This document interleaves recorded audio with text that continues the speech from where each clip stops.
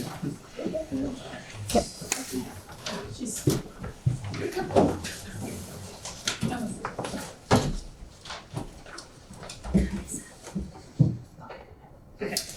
right, I'm going to call to order the November 26th, 2019 Town Council agenda. If we could all please rise to the pledge of allegiance. I pledge allegiance to the flag of the United States of America and to the republic for which it stands, one nation, under God, indivisible, with liberty and justice for all.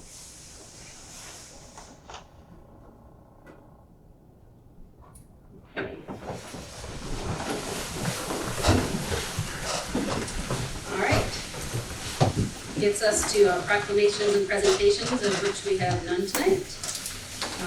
Public petitions, communication, and public participation on any subject within the jurisdiction of the town council, 2-minute limit. Please come up, state your name and address if anybody has any public comment.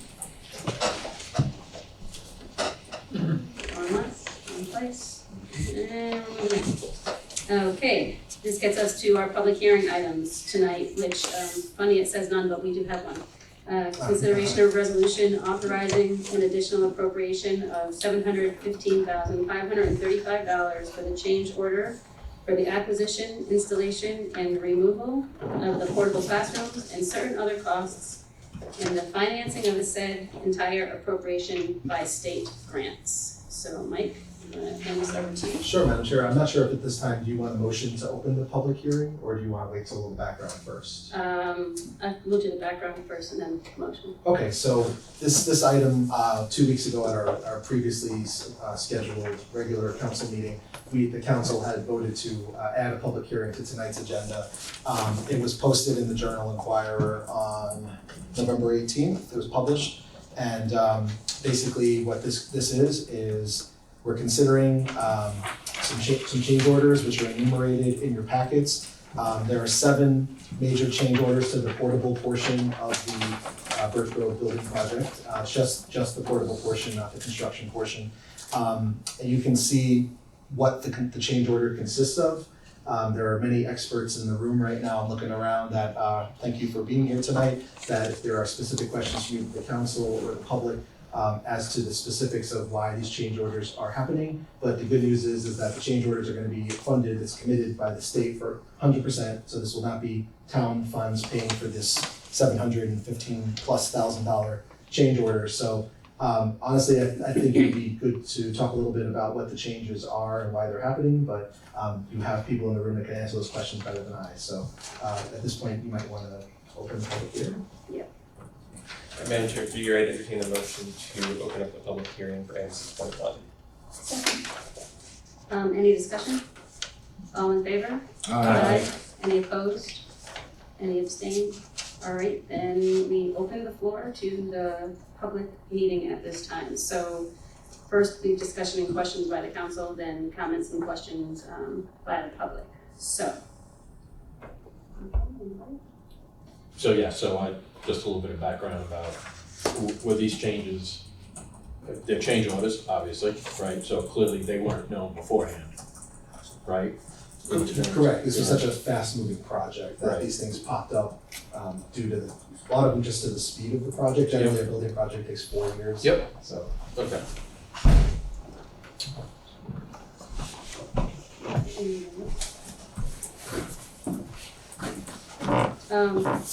I had a question, I can't remember what it is now, but I know, so the entire appropriation is going to be put through the state grant where it's going to be paid. My question is kind of broad on this with the fact that it is moving so fast and we're finding all of these things. Are we running that same risk for the regular budget for the whole project? for the construction phase.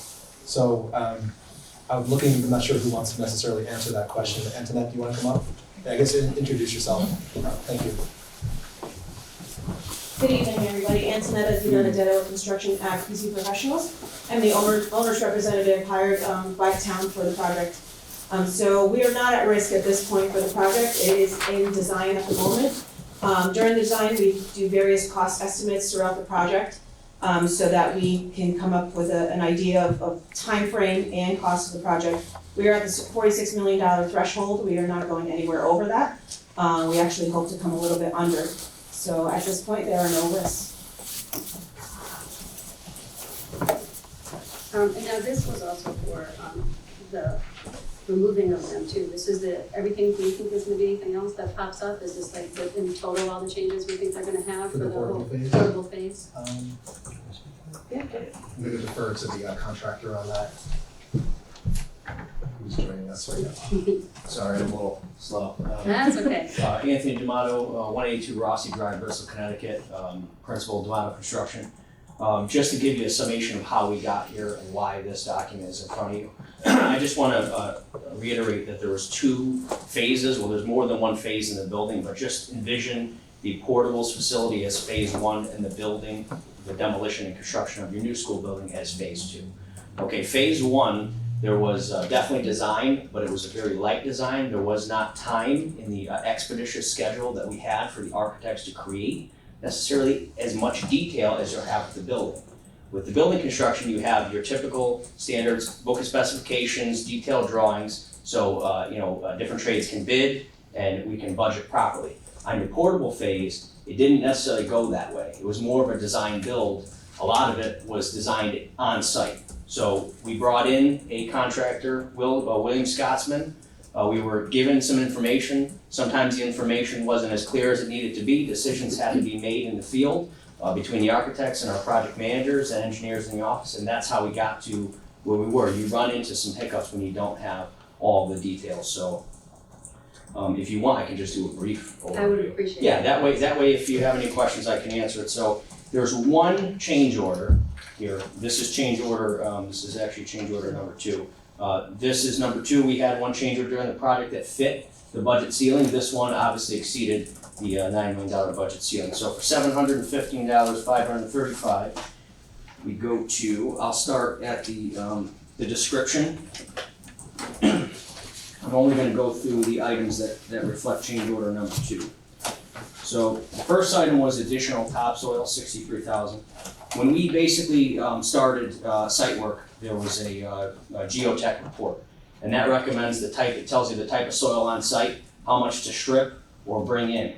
That was only kind of a mediocre type depth that they gave us. So we had to remove more than what they told us. So obviously there's an increased cost in transportation, trucking, labor hours, and so on and so forth. So that's item 21. Item 22, additional paved areas.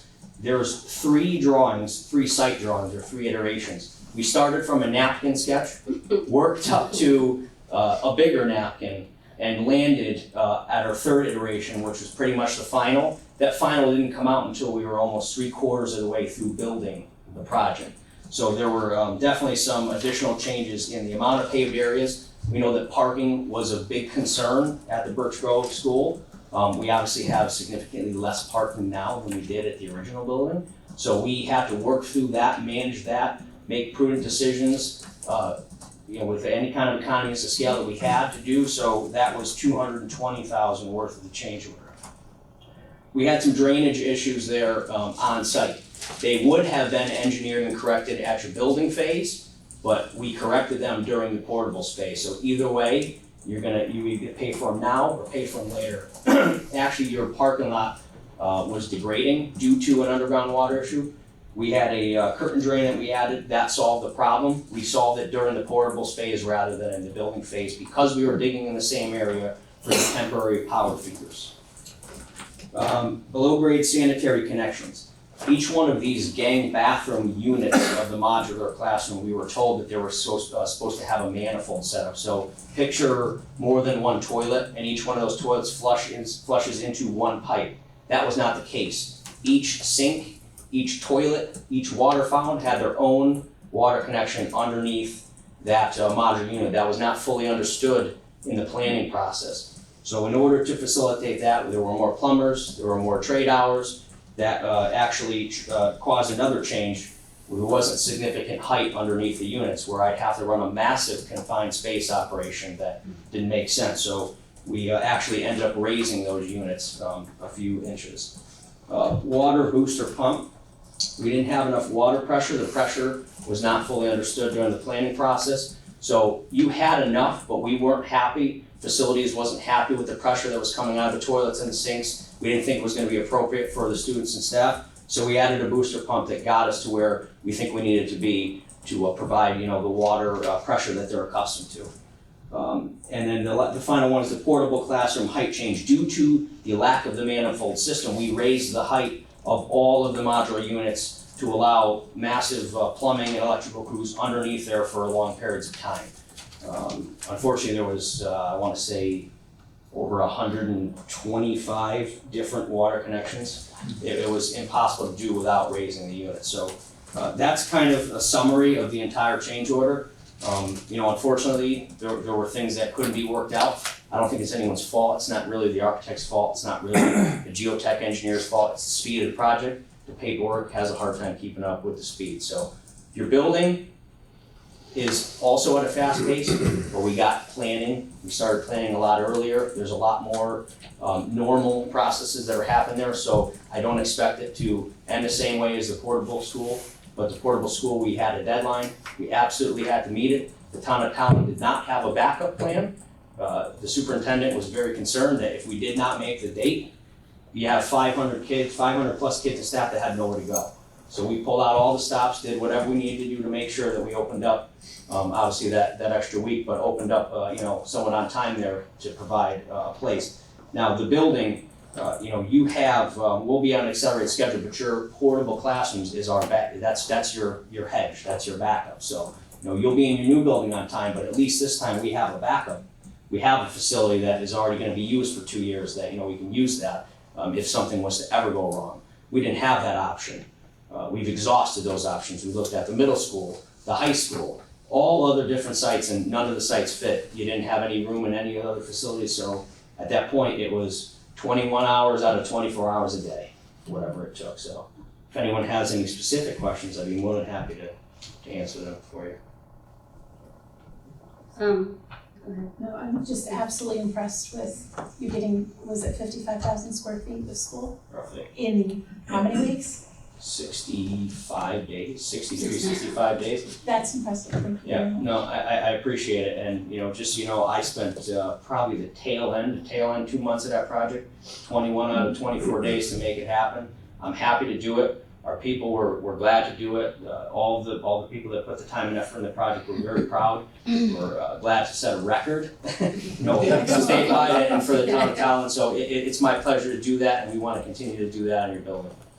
Thank you. Okay. I do have a couple of questions. Sure. The topsoil, the additional topsoil that was removed, I vaguely recall us saying that we were keeping the topsoil so it would save on the back end for having to rebuy all of it. Is that still the case? So there is a large, forgive me, I don't know the exact yardage, but there's a significant amount of topsoil and spoils that are rock and asphalt chunks and things that we won't use for fill that will probably have to be exported or buried somewhere. Those are towards Cross Farms in the small area where the Public Works had their small pile. So there's a significant amount of material back there that our goal is to use as much of that as we can on the building site to get rid of it. We don't want to leave anything, so we want to export a minimal amount. If Public Works can use anything that's left over at the end, we'd love to do that, but we'll use as much of what was stripped from that site as humanly possible as field restoration and the building construction. Perfect. And then the paved area, I was up there for the ribbon cutting, and I noticed the paved area obviously goes all the way around the back of the portables and that being a soccer field or a sports field, playground field, et cetera, et cetera. Can you just kind of give me a high level? Are they just going to remove all that? Yeah, and so- put it all- So we're actually, we presented the schedule to the building committee, and forgive me, I wasn't at that meeting. But at the tail end of the building project, there's gonna be a field restoration phase, and that's when we're gonna remove the portable classrooms. As part of that, as designed currently, that loop road that goes around the portables is removed and the field is restored. So yes, you won't be left with a running track of asphalt. That'll be removed as designed, and as of today, that's the way it is. So we show that on our schedule as a removal of that facility, including the Thank you. Okay? Yeah, I have a question. Can you describe briefly what the process is when you run into an issue like you needed to remove more topsoil that you didn't know about beforehand? What does that process look like? Does that need to be approved? Is that where the Department of Administrative Services comes in? Yeah, we work closely with the Office of School Construction Grants and Review, as well as CAP. When there's a decision that had to be made, we obviously triaged that in the field, came up with the solution, dealt with the architect, relayed that that issue to Oscar at the state, and it was decided what to do at that point. So we tried to actively manage the budget for as long as we can. We had our own contingency within that budget. We managed it as long as we can until we knew that there was going to be a point in time where you couldn't manage that anymore, that we're going to run out of funds. So a lot of that stuff was made in the field, decisions made in the field, because at the same time we're doing work in a field with soil. We got 100 and plus modular units coming in behind. You don't have a lot of time for deliberation. You don't have a lot of time for paperwork. You have time for action. So the superintendent on the site, in conjunction with the architect and the folks at OSCGR, were critical in providing that process of loose approval on what to do. So it sounds like the communication between your organization and the state needs to be pretty efficient. Yeah, and it was. They have a great team. Their project architect was in close contact with JCJ as well as our team in the field. And is that a result of the fact that this was determined to be sort of an emergency situation? So were the lines of communication? I wouldn't say that the emergency status defined the lines of communication. I think you'll have the same type of communication on the building as you would on the portables. The state is intimately involved in the plan review process. So if there's a big impact on cost, they want to know about it. If there's a big change in the plan, they want to know about it. And they have a dedicated project architect from that office that is working on your school. So, that gentleman was intimately involved in the portables process. He came out to the site. When we had questions, we asked the architect from JCJ, your architect, and they worked together to come up with a solution in quick time. Very good, thank you. Okay. Thank you very much. Yeah, you're welcome. Thank you. Okay, so seeing that the council doesn't have any more questions, I will open this up to comments or questions from the public. If anybody has anything they would like to add? So, Katie Murray, 8 Lease Lane. Also, I'm chair of the First Grove Building Committee. I think one important point that I want to make sure you guys are fully aware of is that we understand as the building committee this change order to be the final change order for the modular phase of the project, and it also includes fully removing the modulars, as Tony D'Amato just described. There is a chunk of money that is held back as planned, per the plan for this project. There's a chunk of money that the town will hold on to until the modulars are completely removed and the site has been restored. So that's already included in this nebulous amount of money that's floating around for the modular phase. And for me, this was really important. I didn't want to come back to the table in late fall of 2021 and have to talk about how we're gonna find the money to now clean up that field. That's already built in. So that's the one thing I wanna make sure you guys know. Thank you. Anybody else? Okay, seeing no other public comment. I don't know how you want to handle the next part there. There's It's up to you. Katie. Well, John's a resident too. Okay, It's could be residents or not. that's true. All right. So according to our policy on public hearing items, we can do a straw poll now of anybody in the audience that approves. I guess we'll just, if you approve, if you want to raise your hand. Okay. You disapprove? I don't vote when I'm in uniform. All right. This is a new one for us because it was. Just so you know, I never vote when I'm in uniform. I don't blame you. I don't blame you. Conflict of interest. Exactly. Okay, then we are on to the final discussion and vote of the council, so. Oh, that's right, sorry. Madam Chair, do you entertain a motion to close the public hearing? Second. Any discussion? All in favor? Aye. Any opposed? Any abstain? Motion passes. Now,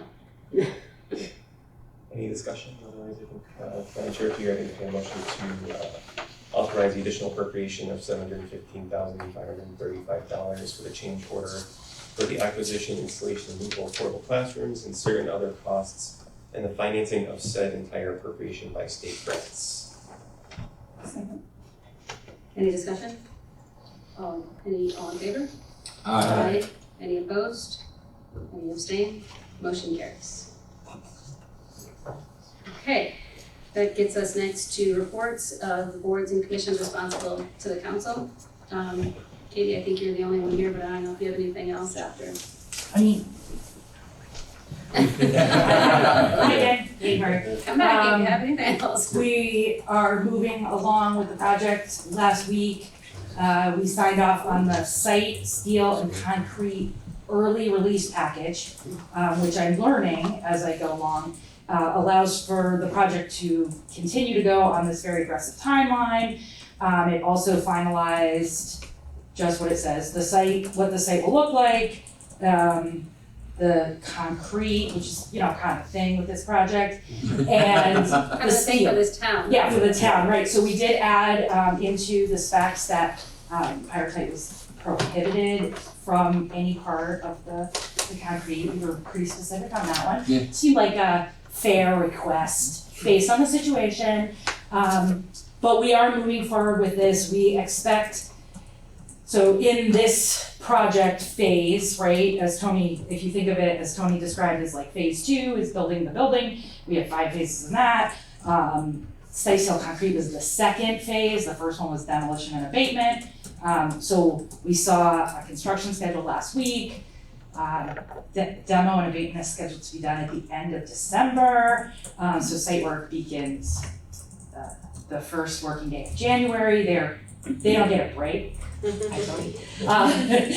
that, this is continuing to move on.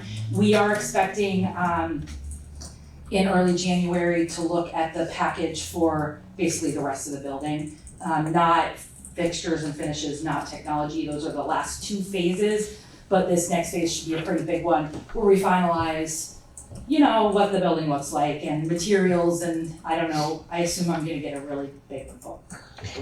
So, we are working out issues to make sure everything moves smoothly. I'm really happy to express my gratitude towards the town staff who have been working their tail off.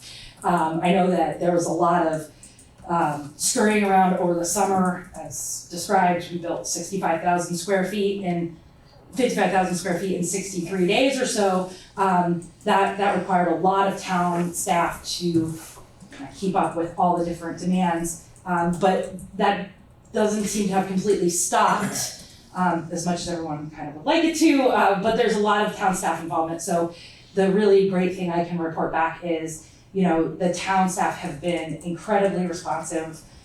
They are willing to help out to make sure that this project continues to succeed. So Heidi's been working with us on wetlands and planning and zoning. Chief's working with us on public safety issues. Mike's willing to facilitate discussions, whatever we need, and I don't know what we do without Bev. So the town staff have been great in prioritizing, making sure this project gets completed on time. So that's what we were asked to do, so. Thank you, Yeah. all of you. Thank you.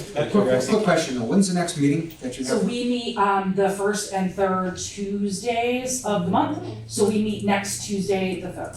Okay. Yeah, that sounds right. 6:30, right? 6:30 here. 6:30 Yep. Somebody else? Yeah, one other question. I know Yeah. this is 2 years down the road, but Yeah. what happens to the modulars after they're removed? I don't know if they're Yeah. just being. We brought back lease to- them. Okay, they're leased. So we are leasing the modulars.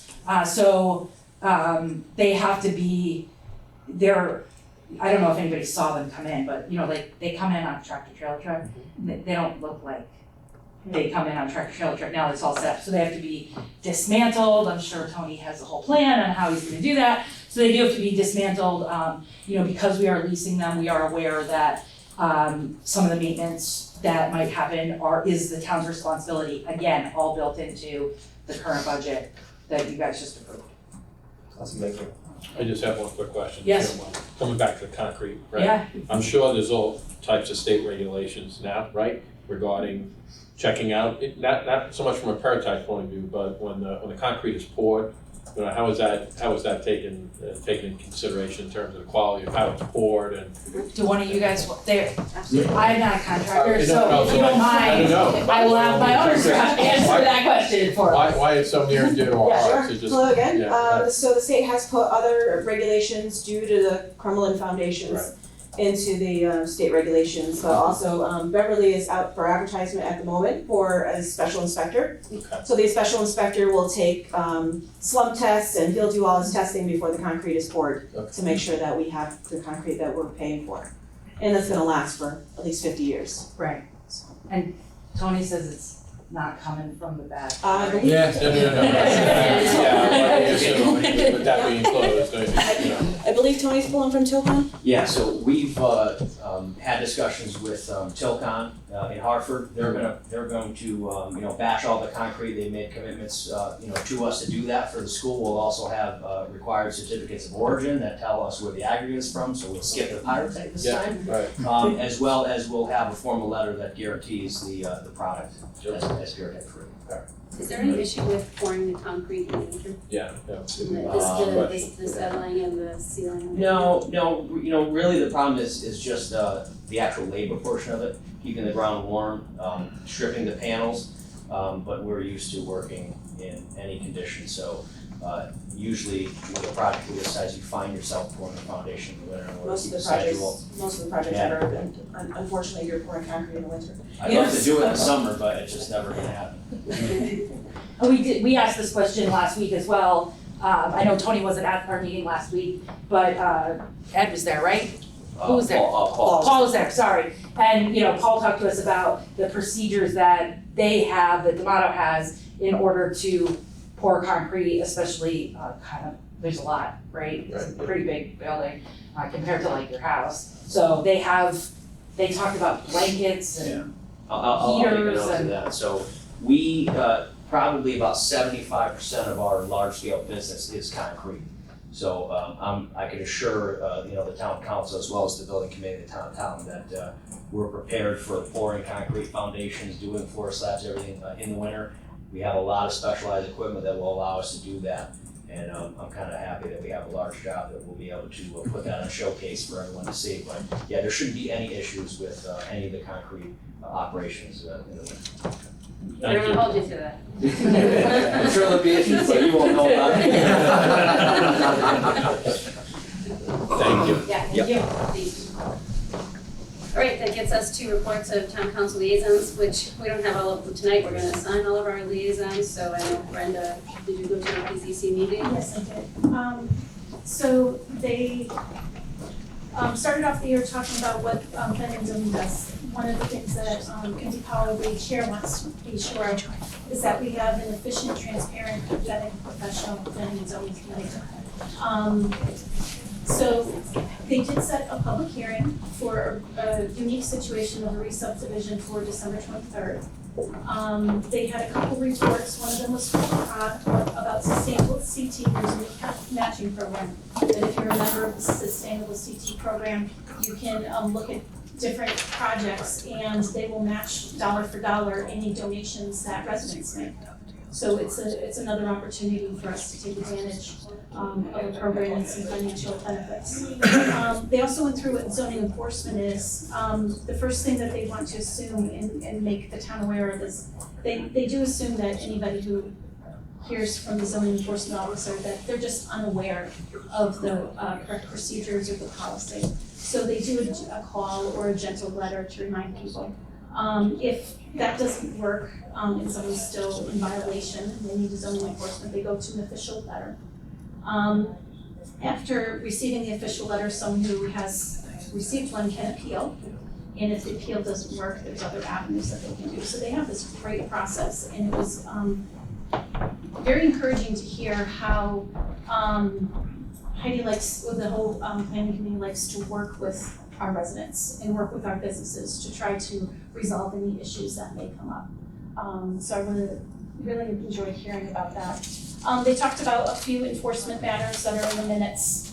They discussed signage a little bit at length. It's going to be something that they'll be revisiting. It's been identified as part of the POCD in one of their tasks to do.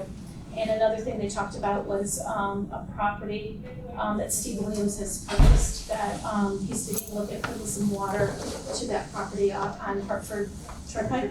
And it might be beneficial for a few residents or for a few other properties that he's going through and may lead down. So it could be beneficial for some more development in the area. So quite a bit was packed into that meeting. There's actually a lot more. I took 3 pages of notes, but I'll refer you to the minutes. Unless anybody has any questions. And Kurt was there too, if he has anything to add. Sorry. Was it weird being on that side looking in? Kurt's more Christmas seeds, so. So, feeling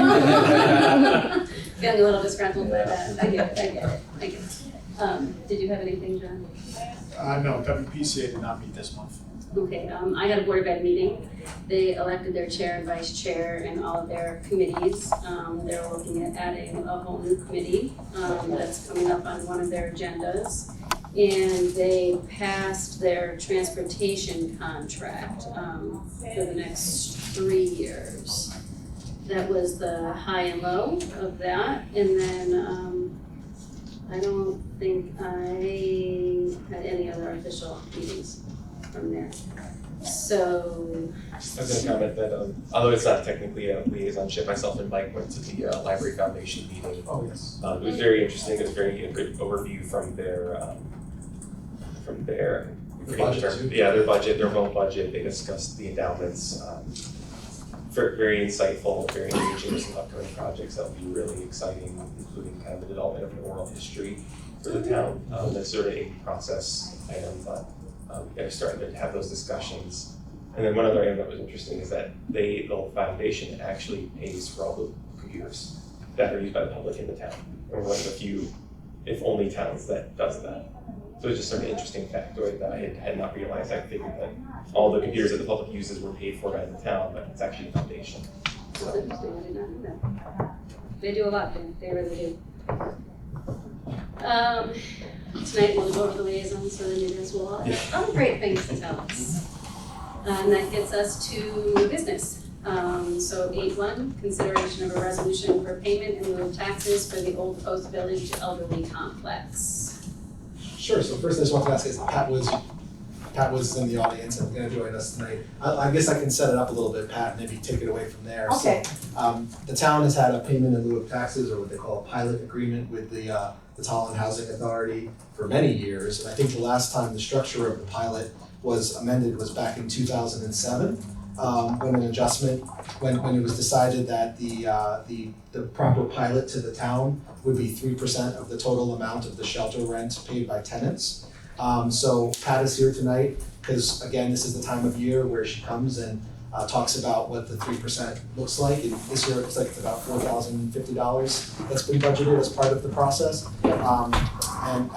After Pat tells us a little bit about what that means, there's a draft resolution for the council to consider for the next year's worth of this pilot agreement. So take it away, Pat. Okay, thank you.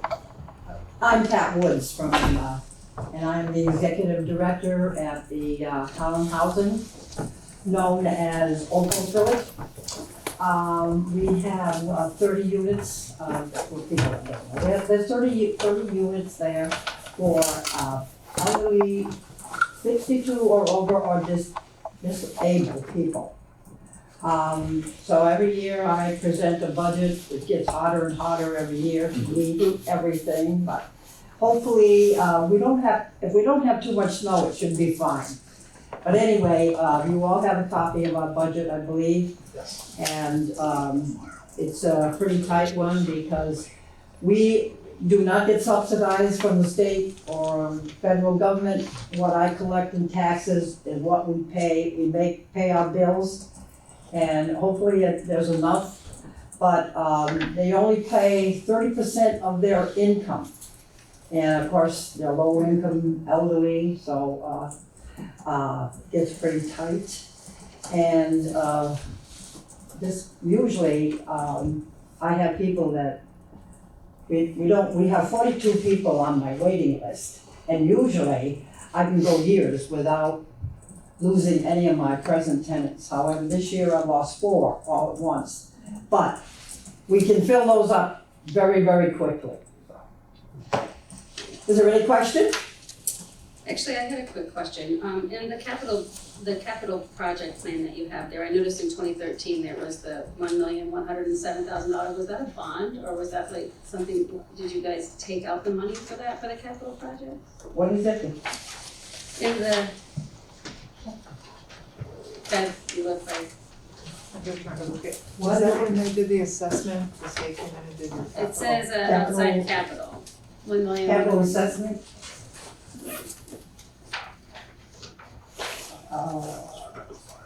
It's really tiny, you're gonna have a hard time reading it. What page is it on? It's on the first page of your comprehensive capital needs assessment schedule. Should be page 120 or page 2489. Yeah, I'm not sure which number was there, I wasn't sure. Remember, you 120. guys did that capital needs assessment? Oh, yes, Oh, yes, yes, Page yes. corner as well. I'm sorry, that's, yes, I'm misunderstood what you said, yeah. Yeah. Yes, we did do that. A 5-year, and I think I gave that to you, I think a couple of years ago, and it hasn't changed. No, that's good. Do you know if, Mike, do you know, or Bev, do you know if they're bound by the bidding process or prevailing wage to get things done? I noticed there's a lot of stuff on there this year and next year that they need to have done around there, is there? If they were getting state money and it was considered, in an odd way, they're not a town project, so. Right. So they probably would not be required, but if they got any kind of state funding or town funding, they would have to do prevailing wages. But they don't, right? No. Okay, Yeah, they're not a town entity, so they don't fall under our purchasing policy. But if we got a grant through small cities like we've done in the past, We we have did in the past, doors, we correct. did walkways, we had to use prevailing wages on those, and you did get some money from the heating at one Right. point. Yes. yeah, that's what I was wondering, if there are any grants out there, because there was a lot of stuff that they have to do, and I know that it's tight, so if Yeah. there's any kind of grant money or anything available to them. There's a lot of things that need to be I know, I was done. looking at your capital list project and I was thinking, you know, of, as a local organization in town that might be able to help, and my husband's at a heating company and I was Yes, like, you guys yeah. need water heaters, like 30-gallon water heaters, like, Yeah. call my husband. Like this, to make sure that, you know, you guys aren't, if you don't have to do prevailing wage, then finding people to help out with that Yeah. would ease your budget. Right. So if they If I don't, stay out of it, then they don't. Yeah. right, But if I find money, then If you you're find right, grants, there's, Yeah. Right, so if you find grants, then they have to use prevailing wages. if it's over 100,000 threshold, yeah. and you don't know if there's anything out there now that would help them with the capital improvements that they have? I'm sorry, what? You don't know if there's any kind of grant availability right now for the capital projects that they have?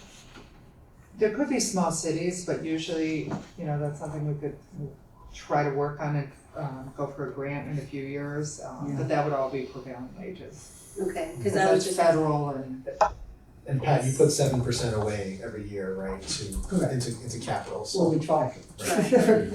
We try to do that, but sometimes it's not quite 7, but we try. yeah. All right, I just wanted to ask because, you know, I'm hoping that maybe there's organizations out there that can help you with some of this capital funding where Thank you're you. not Thank you. paying as much money as on your, the next 2 years for your capital projects, you're looking at, you know, 65, almost $70,000, so Yeah. anything that we can do to kind of help that along.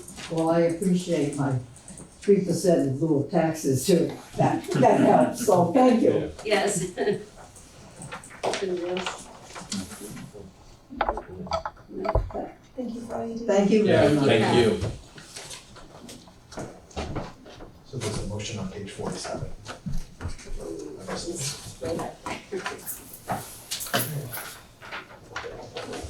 Madam Chair, if you entertain a motion to approve the payment in lieu of taxes for the Old Post Village Elderly Complex. Actually, Mike, I should be reading the entire resolution out in full, is that I correct? think that would be a good Okay. idea, yes.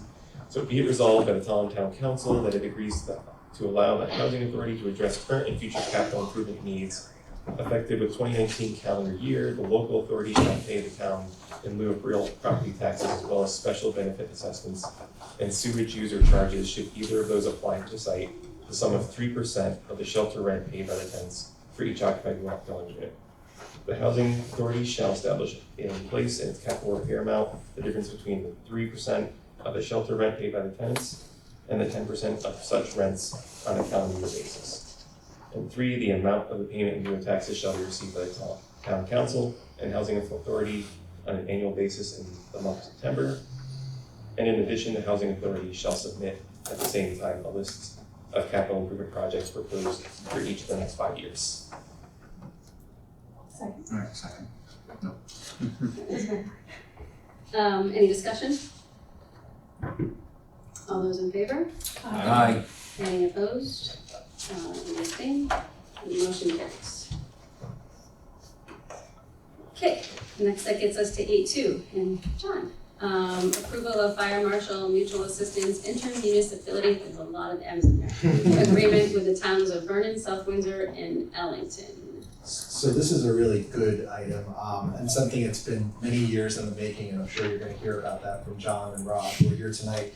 It's an opportunity for Tolland to enter into a regional and reciprocal initiative with the towns of Vernon, South Windsor, and Ellington to designate our fire marshal to be a deputy fire marshal for the other 3 mentioned communities and vice versa. So all of those communities' fire marshals will be also designated as a deputy fire marshal for the town of Tolland.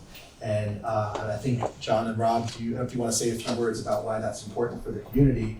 Obviously Rob's only one person, so having 3 other people is great for the community. So I don't know who of you want to speak, but I'll let Rob start. this is a very, very good idea. Thank you. For those of you who don't know me, because there are some new faces, I'm Rob DeVito, the fire marshal here in town. Several months ago, I was approached from a consortium of fire marshals, South Windsor, Vernon, and Ellington, as you said. We devised a plan where we could get the professional fire marshals, the current fire marshals, to back up the other fire marshals, the other 3 towns. We thought we could do that and develop our talent that we have within our town, our investigators, inspectors that we're trying to bring forward, all towns, to become professional marshals. So the job is very taxing. It takes a lot of time to do this job, so we're looking for help in any way we can. Beyond that, did you want to add to that about how long we've been working on this, John? So, long story short, this has been over a 10-year process, and as far as the agreement-wise, Rob has taken the serious leadership to work with these other towns because of his relationship with the towns that we're going to be going into. There is no cost to it. It's a mutual aid system. We will not be charging those towns if Rob ends up going out there to assist them, and if Rob's hurt or injured, there would be no cost coming into the community. Our problem is, I've been through 2 different fire marshals over the last few years, and I have been seriously trying to put a succession plan together here. So there's no better way to build a succession plan, especially with the Tri-County community, to build the years of service, the expertise, and the knowledge to get into the newer staff. We are sometimes going through fire staff here back and forth. Our longest career people that we have now are 20 and 25 and 30 years here, and we have a lot of new staff. So we already took the proactive approach a few years ago, and we've been trying to work with the HR department and the former management here to put a plan together where we've already taken the proactive steps to educate a few of our career firefighters to start taking the inspector modulars and then investigative modulars, and a few of them have already there's a few that have already completed both modulars, and we have them now shadowing Rob and building that knowledge, and there's nothing I'm hoping more to communicate and build that knowledge out to the other communities, because the inspections and the codes that change every other year, we're pretty much compliant, close to being compliant, but there's times when Rob is running around angry at me, short staff wise, because what we also ended up doing, part of that succession plan was taking a proactive approach to the union contract to get rid of my assistant and take that money and push that money up through the channels to allow these guys to build their expertise and their education and knowledge. So with that being said, when I lose my assistant, Rob unfortunately has to drive an ambulance during the day or bring a truck, and that takes away from our daily activities. and inspections and requirements. So now we're trying to build out a plan where over time of expertise and mentoring and experience, hopefully we can make appointments going forth down the road to build up a team that we have here, that when a community close by reaches out for a shared resource or reaches out for a shared agreement, we have those measures in place. Or if Rob was to get injured, or Rob says, hey, I'm out of here in 4 years, where are we going? And that's the problem in this community. We start new, bring somebody new in, and someone's got a new flavor, and someone's got a new idea, and we start the process back over, and we have the same continuous meetings throughout many years here. And I wanna have a succession plan where hopefully someone gets older, and if anything, one of those career firefighters or another volunteer or somebody else can slide into a position where they already have the experience, the knowledge, and everything else that's already here as far as records and past issues and everything else, and it flows smoothly versus restarting a process. So heads up, that's where I'm going, and that ties into staffing, that ties into bigger needs, where when I lose a daytime guy to go out and inspect with Rob, we try to backfill those calls during the day. I'm driving a truck during the day. I'm driving an ambulance to Hartford Hospital. So we're stretching it thin, but hopefully a future plan here will have those measures and those implications in place. So we're not reaching out to somebody else for a shared agreement. We don't have somebody. We have those measures in place. Does that make sense? Yeah, so the shared agreement is really just a legal binder that says legally you can do this. You can be the marshal for that town. So if we had a criminal case, for example, we went to court, you now had, and I wasn't available, you now have an oversight from a legal, experienced fire marshal that's gonna take charge of the investigation. So that's what it looks like. They're not gonna call me to go do inspections in Barnet or South Windsor or Ellington. They're gonna call me if they need assistance from one of their deputies or one of their inspectors. Does that make sense? Yeah. That's what it's all about, and it's free. It's a It's great free. opportunity. Yeah. How can we say no? Can you speak louder? Thank you. Thank you. Thank you. So, This is a long one, you better take another sip. It's just 1 and 2. just wanted to, okay. If we may beforehand, gentlemen, thank you. As a former firefighter from Bloomfield, I appreciate all the work that you guys do, and I appreciate the foresight that you have to look forward to make sure that you have a succession plan and that you have, you're training the future leaders of your organization. So thank you for what you do, and that we'll try and support as much as we can with your future plans. That's true. Appreciate it. So Madam Chair, do you entertain a motion for agenda item 8.2, approval of a fire marshal mutual assistance intermunicipal agreement with the towns of Vernon, South Windsor, and Ellington. Therefore be resolved that the town council hereby authorizes the town manager to execute an agreement with the town of Vernon, town of South Windsor, and town of Ellington, providing for mutual assistance between the 4 municipalities and sharing of services and expertise of their respective fire marshals and/or deputy fire marshals in the form of satisfactory to the town code.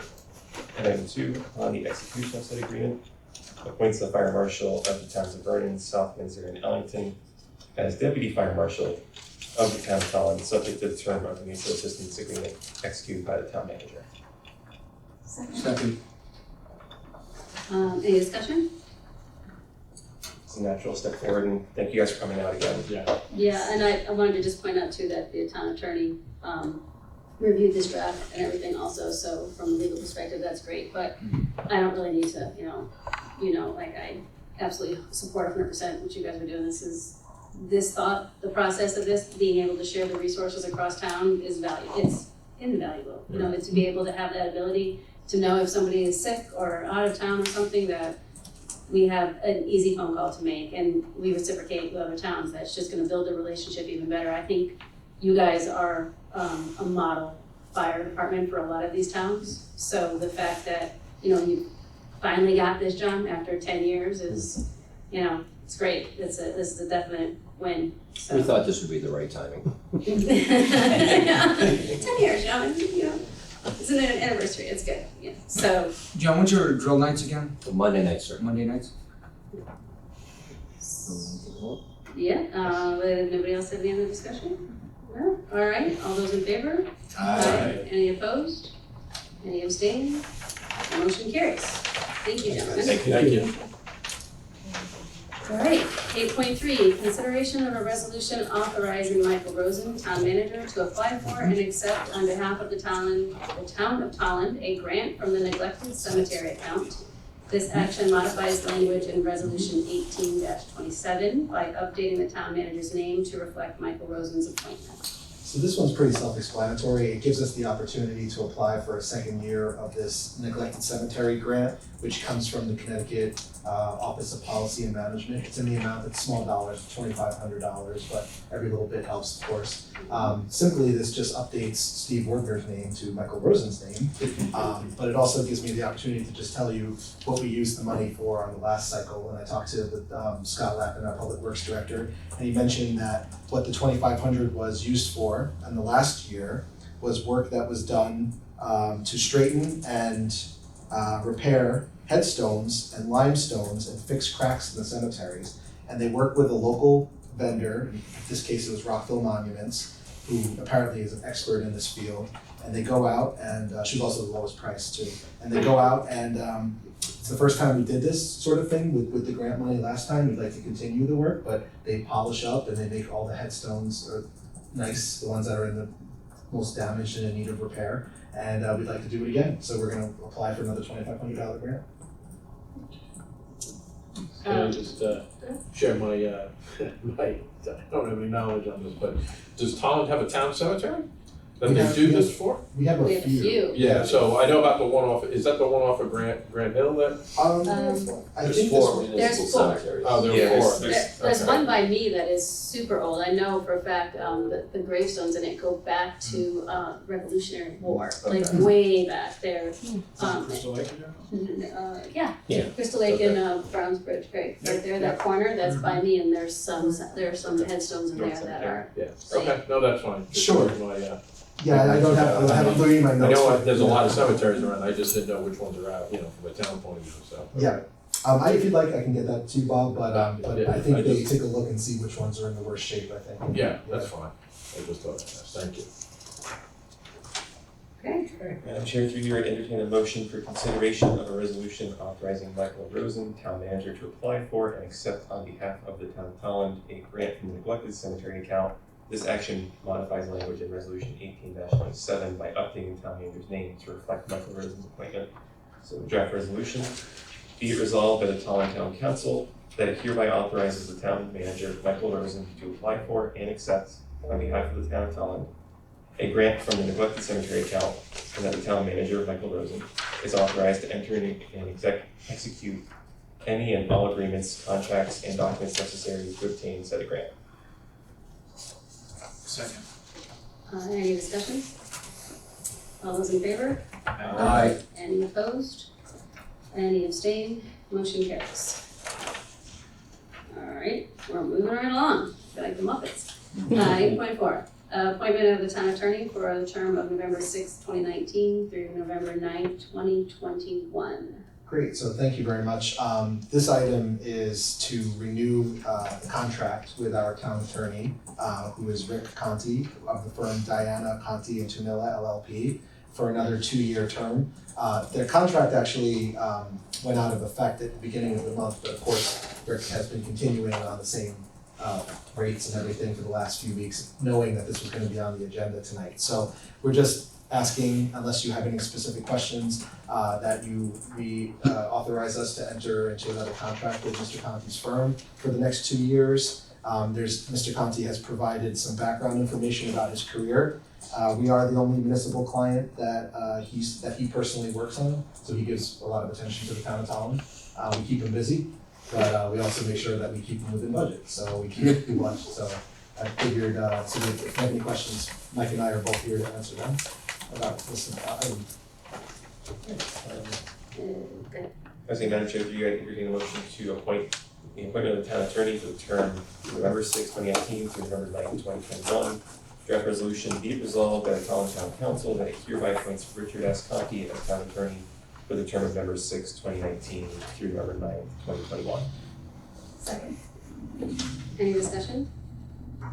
I have a quick question. He mentioned his rate in here. Is that the same as it was from last year? It hasn't Yeah, changed. I don't think he's changed it in like Which a is why long it's such a time. big deal, yeah. Exactly. I just wanted to point that out, that it's been pretty stagnant, and I think he does a great job. And he is definitely available all the time, as I can attest to. Anybody else have any other discussion? No? All right, all those in favor? Aye. Any opposed? Any abstained? Motion carries. All right, 8.5, appointment to the town council liaison to various boards and commissions. So for this item, as noted earlier, when we had our discussion about reports of town council liaison, now that we have our new council on board for the next 2-year cycle, we need to assign formal liaison assignments. So I think, Madam Chair, you had set up a system by which councilors were gonna reach out to you. It's color coded. Oh, great. Yes. So I guess we can have discussion, but we definitely need to note for the minutes Yes. who's going to move forward. So perhaps you will take it away. Okay, so I reached out to everybody. They gave me 4 or 5 options of what they want to do and what their preference. I looked through at the dates of the meetings, the number of meetings and everything else to try to make sure everybody had like a balance of not too many meetings, not too few meetings, et cetera, and that everybody kind of got where they wanted to be. So I'm gonna go through the list here on who I have a question first, and I apologize, but I was taking a look at the process, and I know that we all decided we wanted to be transparent in the workings of the town council. And with this process, it wasn't very transparent to the residents. Because there was decisions already made in the email that you sent us about which positions you wanted, and told the rest of us that, you know, they were taken. So I think that it's better for the residents to go on record so that they can hear the discussion from all of us about what each of us decided we'd like to do, which boards and commissions we enjoy working with. And, well, I don't recall that's how we did it last time either. Bill asked for everybody's ideas and then he told everybody what it was. So going off of history, I did the same thing, and it is within the chair's purview to, yes, to do the, where everybody ends up kind of thing. So rather than going through what everybody emailed or what they requested, you know, the results, if there's any question on the results, we can discuss it. So for ag, Kurt, you're gonna have the agriculture commission. Birch Grove committee is going to be Lou. Blight is Brenda. Board of Education, we're gonna stick with the same thing we did last time. I will be the constant liaison, and then we will have every month, it'll be rotating between all the counselors. Board of Ed is something that everybody should be very aware of. It's the biggest part of our budget. It's the main part of our town business, so everybody should be taking part in those meetings when they can. Conservation Commission is going to be Steve. The Delinquent Tax Collection Enforcement is Lou and John. The Economic Development Commission is me. The Health District Representative is also me. Land Acquisition Advisory Committee, there's 2, and that is going to be Kurt and Brenda. Permanent Celebration Committee is Bob, excuse me. Recreation Advisory Committee, the advisory board is gonna be Kurt. The Tolland Technology Advisory Board is Bob. Tolland Water Commission is Steve. And Water Pollution Control is gonna stay John.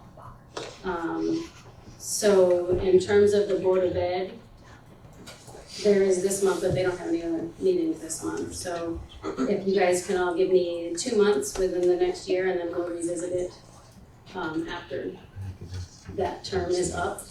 If you have any preferences for whichever 2 months you would like to pick. What it will be is in that month time, you would go to the meetings also. So there will always be 2 people there. So Kurt, do you have any preference? Any months that anybody's on vacation that you don't want it is like, no, you don't care? I can randomly go through and assign later. Lou? Can I get back to you on that? I mean, I haven't had a chance to really flesh out the schedule. Yeah. John? And the summertime's a little tough for me usually, so Alright. I would request no July or August. No July or August, so, no John, July or August. Steve? I said the exact opposite. I would take June or July if that's, Okay, if no one else has a preferred interest. you wanna go for 2 months in a row, huh? Yeah, might as well. 'Cause this is non-budget too, it's the easy one. I didn't think I it's that see easy. what you're doing. I see you. Can I get back to you with Yes. with that? And Brent, okay, all right, so if you guys wanna get back to me, we can pick, you guys can pick the months that you wanna do, and then there will be, I can remind you every month who has that month. And then, you can come and sit with me, we're Board of Ed meetings. On the list, I may have missed at the Tolland Business Forum Subcommittee too, I don't know if you said the names. Oh, yeah, So, so, well, this was the formal liaison, we also have two committees that are informal liaisons, so Yeah. that's one of them, and also the other one's the volunteer Is- vetting committees. volunteer So vetting, for the minutes and everything, let's do the official ones, then we can. and then looking Right, at the they're, ones, they're yes. listed under. I'm sorry, who was PCC? PZC's Brenda.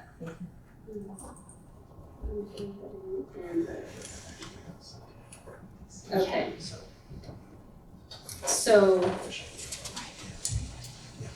it's just notification, like, I need to give you a copy of this, or do you have it all? I think. Okay, so that's the official ones, we don't have to vote on this or anything, right, Mike?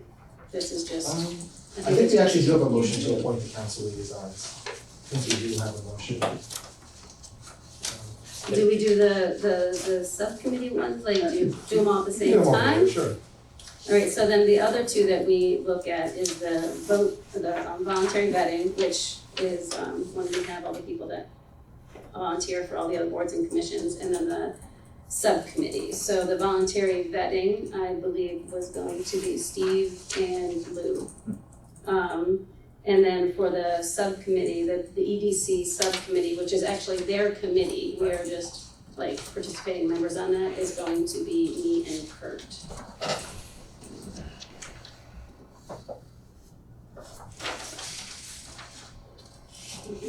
I think that's all of them, right? Because the other ones that you want, like the library foundation, those aren't official, Right. you know, you guys are all free to go to any of the other meetings that come up, for the other boards or commissions that are not, specific ones that we liaison to.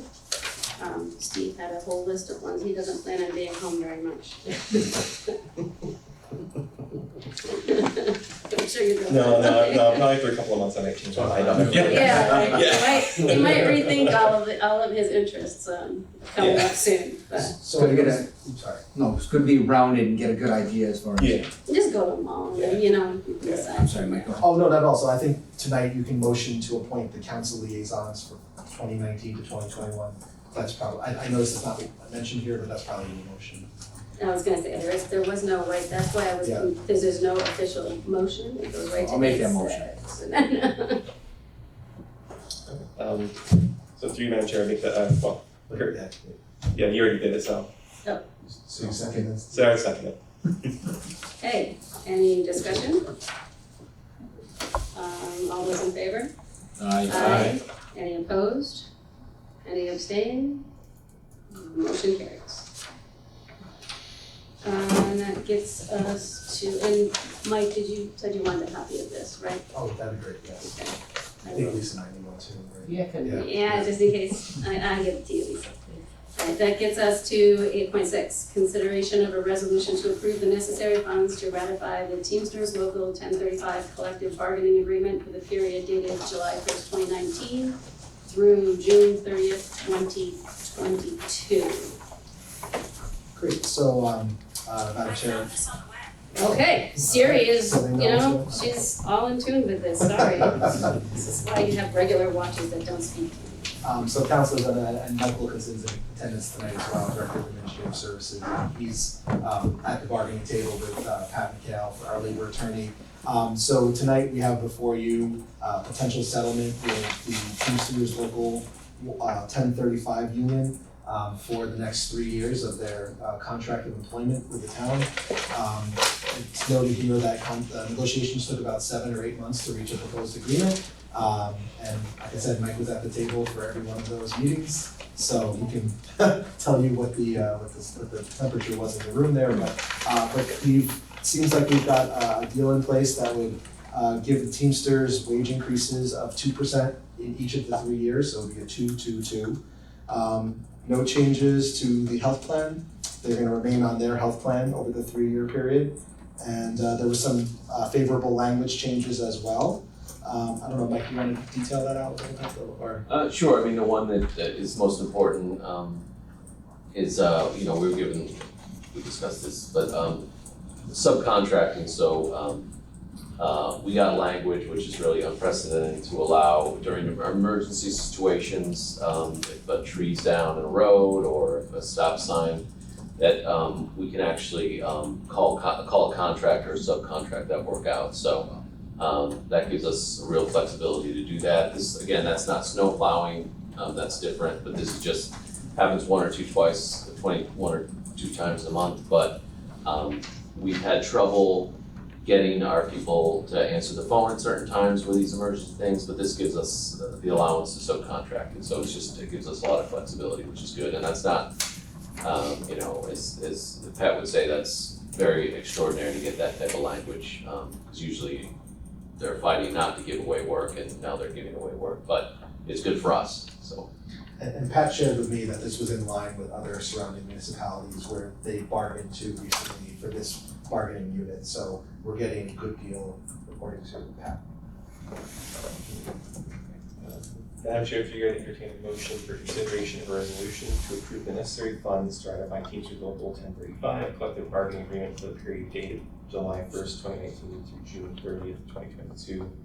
Draft resolution be it resolved by the Tolland Town Council that it hereby approves the necessary funds to ratify Teamsters Local 1035 collective bargaining agreement for the period dated July 1st, 2019 through June 30th, 2022, and authorizes Michael Rosen, Town Manager, to execute said agreement on behalf of the Town Council, or Town of Tolland. Second. Any discussion? I'm just gonna say, just to make it clear from the note, I know it's a little bit kind of chicken scratch, but it's subcontracting for any unscheduled emergency work.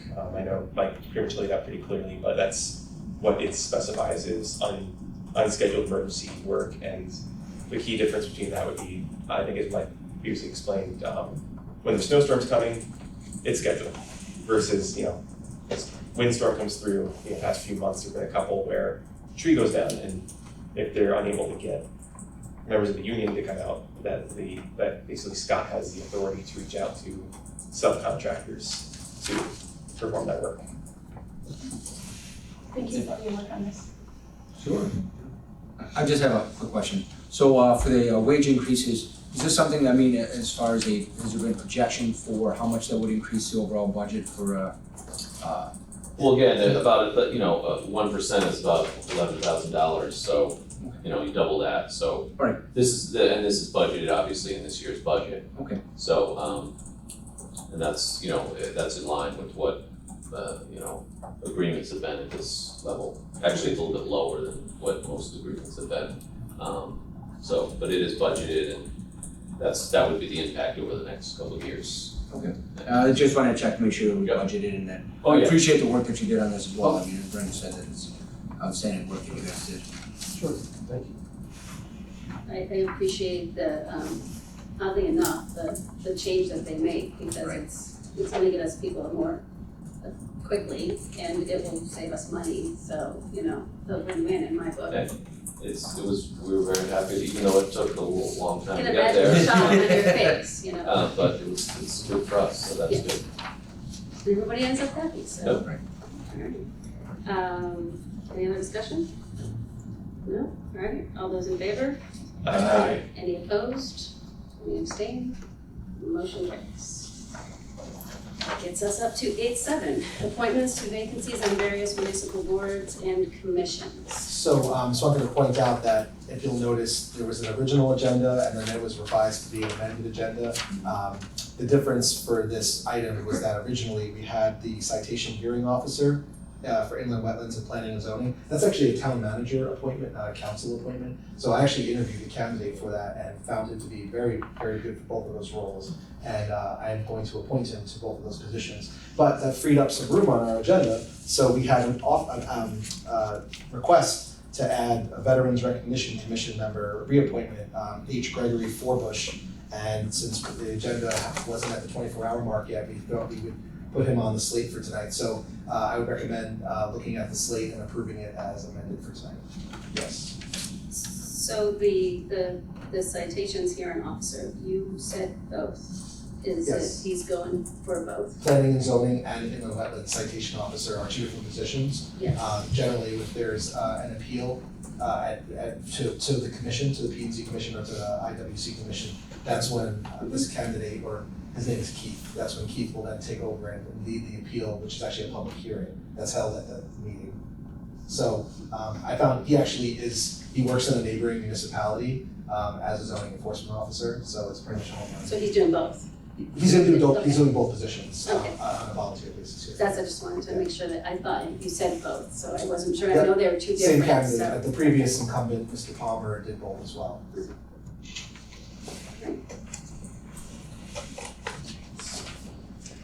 So you have, I believe, five in front of you? Six. Or six.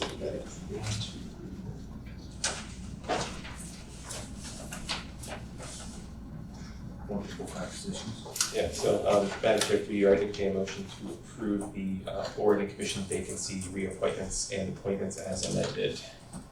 Second. Any discussion? All those in favor?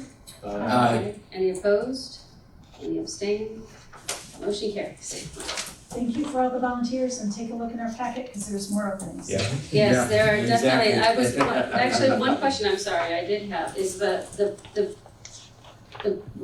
grid that is on here, do those include the ones that we just appointed, or no? Because for instance, like the zoning board of appeals, that one says that there was one vacancy. Did we fill that now with what we just appointed? So for the alternate position?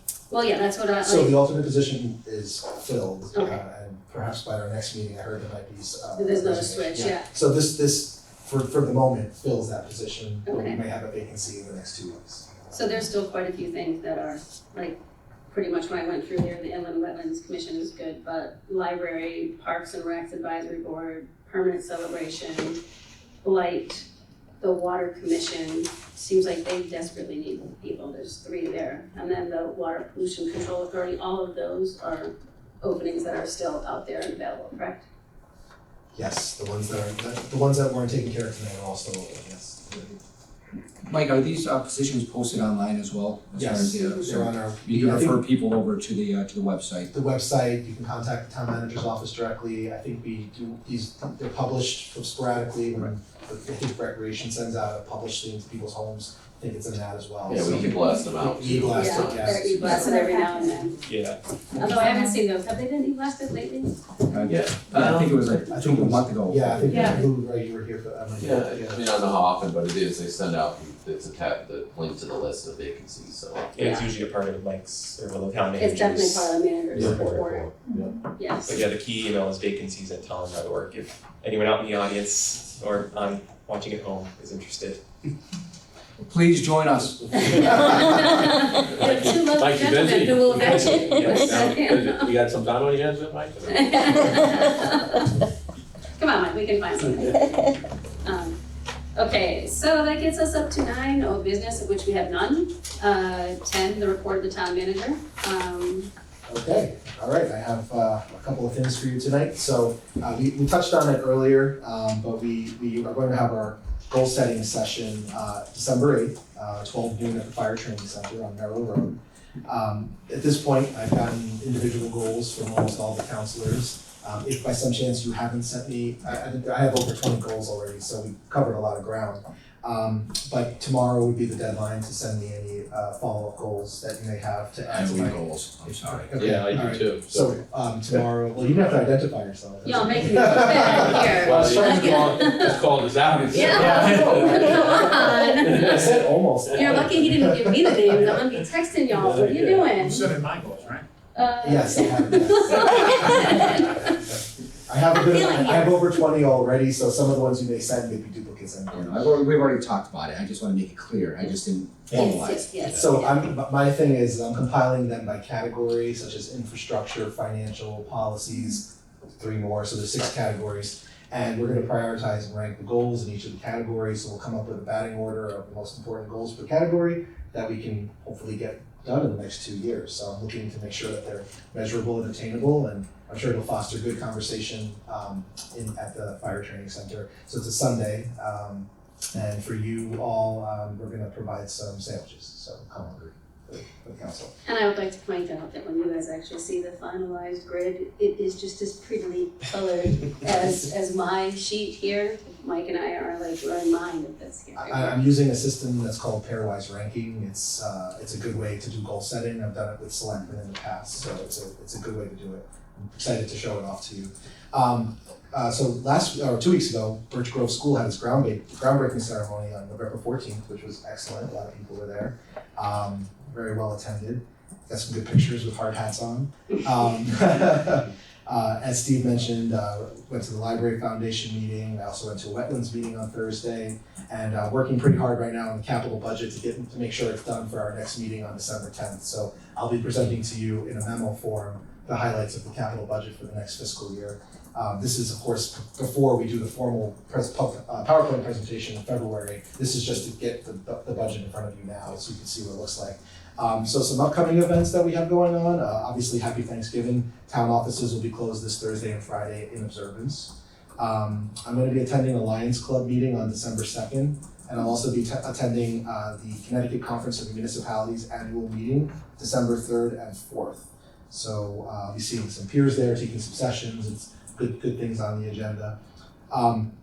December 6th, there's a ribbon cutting ceremony hosted by Access Housing at Parker Place at 1 p.m. for the new housing units there. And the Lieutenant Governor will be there, and she'll be the keynote speaker for that event. Also, this coming weekend, Tolland Fire Department's Festival of Lights Parade, November 30th, along Tolland Green, beginning at 5:30 p.m. And then the parade itself will start at 6:30 p.m. So you can start gathering at 5:30. And the week after that, we have the annual holiday tree lighting on December 7th, also at the Tolland Green, beginning at 4 p.m. So a couple of good events coming up. And then one other thing I wanted to mention, and I'm not sure, Tammy, if you're going to mention this during your chairperson's report. So Wednesday, December 4th at 6:30 p.m. at the Tolland Senior Center. There's an event coming up that's being hosted by the Tolland Conservation Commission that's teamed up with UConn's landscape architecture students regarding a senior park on Sugar Hill Road. That night, the students will present their proposals, and if you have any questions, please email conservation@tolland.org or call 860-871-3601. But we're looking forward to that event. That should be a nice event on December 4th. And that did come out on email blast today. It went out? Yeah. Okay. Yes. Great. So that's about the senior park, and that's all I have tonight. So we're of one mind, you stole a bunch of my things. So, next is the chairman's report, and Mike stole a couple of my thingies there about the torchlight parade, this coming up this Sunday, the 30th there. You should do that, that's very simple. Oh, yeah, wait a minute, how do I get, yeah, that's right, okay, go ahead. Madam Chair, if you could entertain a motion to adopt the minutes from November 12th, 2019. Second. Any discussion? Okay, so there's actually one bit from the minutes. I had inquired through Linda about the payment, how you do online contributions. She indicated that there is a link for donating online and that reoccurring donations are available. That you can do. It basically goes through PayPal. Foundation? Yeah, for the foundation, Oh, okay, yes. Yeah, during the presentation, it wasn't included in the minutes. I just wanted to make sure that was included as part of the question and answer section. Got that. Thank So you. then we need a motion to approve them as amended. Yes. So, Madam Chair, if you could entertain a motion to approve the November 12th, 2019 minutes as amended. Second. Any discussion? All in favor? Aye. Any opposed? Any abstained? Motion passes. All right, so correspondence to council? Yes, we received 2 emails. The first was from Christina, she is asking that we work with Troop C on getting an officer at a meeting to discuss preventative things that the town can do to prevent car break-ins. And we also received a email from Katie Murray asking us for a little bit more specifics about the goals setting meeting, which is been mentioned in the town manager's report, and more information's been answered here. There's a question on whether the meeting is going to be recorded. I believe that was. So the answer to that is no, that meeting is not recorded. Generally, goal setting is set not in the usual room by which you do it. It's just, they call it, a lot of places will do a goal setting retreats. Now we're a good town, but we don't want to spend a lot of money on going somewhere to retreat. So we figured the fire station is a good enough retreat for us, but we're gonna have IT capabilities, but we're not gonna be on camera that afternoon. Is there notes or anything? Minutes, yeah, so Minutes, minutes yes. are taken. Generally, the goals and the priorities are the minutes. That's what happens during. And that's after the executive session, so we go into executive session or, No executive session. for the executive session? No, it's still a sanctioned meeting, Yeah. but there's no public All right, participation. I'm sorry, I must have been looking at the wrong. Oh, no problem. So yeah, it's publicly posted, the agenda's out there, people are welcome to come. It's not like we're excluding anybody, but there's no public participation. It's more for the council to be able to informally interact with each other and prioritize their goals for this term. Was there anything we wanted to say to address the request for the Troop C information about car break-ins? We can handle that in communications and petitions from councilpersons. So chairman's report, chair's report. Changing it to chairpersons. I know, changing it to chairpersons. So the parade, we already talked about. On December 1st, we have the final bid for the Festival of Trees, if anybody's interested in that. I'm seeing if I can actually win one this year. On 12/3, the Fireman's Christmas Parade, which is a huge thing in town. Everybody loves that. I know I sit there by my window and wait for it to come, and I am not a child, but I love it. That starts on December 3rd. Also on December 3rd, I will be attending the CCM meeting for the Commission on Property Tax Reform down where is it? Wait, Foxville. Yes, that's gonna be a fun drive.